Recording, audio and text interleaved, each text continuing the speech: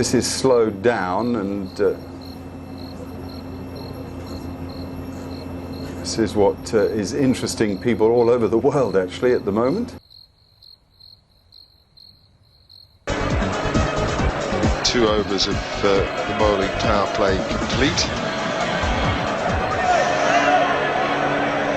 A little look at the ball. There's concern about the condition of the ball. Whoops.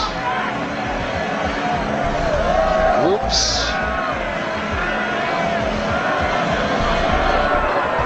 What is going on there? That's the ball being bitten.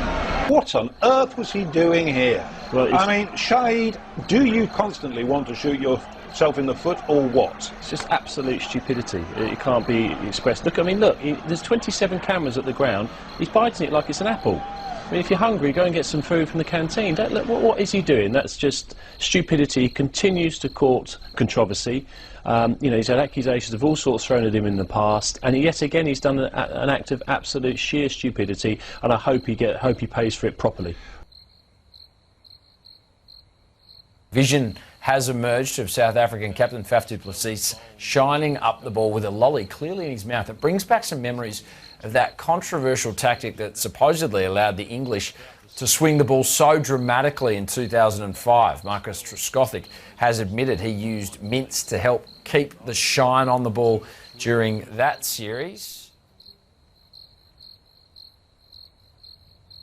Morning coffee came with controversy in Cape Town. South Africa still digesting England's alleged attempts to alter the state of the ball to their advantage during yesterday's play. The ICC studied video evidence, including Stuart Broad stepping on the ball and Jimmy Anderson handling it here, and they exonerated England.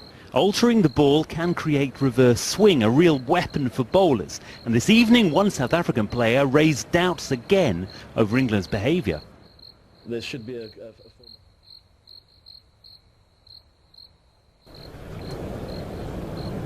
The skipper, well, he's hoping that the Aladdin lamp treatment is working here. In 1994, another England captain was in trouble, Mike Atherton. Match batting is a great deal to do with how patient you can be. But then if nobody bowls you bad balls to score off, it all becomes even more difficult. During the session between lunch and tea here at Lord's, there was a most unusual occurrence involving the England captain Michael Atherton. BBC pictures showed various happenings, various things being done to the ball, and at the conclusion of the game the match referee Peter Burge instituted an inquiry, and this is the statement he then read, and this involves Michael Atherton and the ball. The match referee has investigated under 4A of ICC procedures unfamiliar action taken by the England captain when handling the ball during the afternoon session. Consultation with the umpires and inspection of the ball confirmed that there was nothing untoward. I also confirmed that no official reports were lodged by any parties. I have accepted the explanation given, and I'll repeat that, I've accepted the explanation given, and no action will be taken. Signed, Peter Burge, match referee. The reason I repeated the fact that the explanation has been accepted is that everyone has declined to tell us exactly what was the explanation. Curiouser and curiouser. A lot of the problem there was the fact that no one was prepared to admit why the ball had been changed. We had to make educated guesses, and by and large those educated guesses were absolutely right because of the circumstances. But because no one actually admitted that, then a lot of money was wasted with taking cases to court. How much money gets spent there? Immense amounts of money. And where does that money go? It goes into lawyers' pockets. That's a complete waste of the system and a waste of money.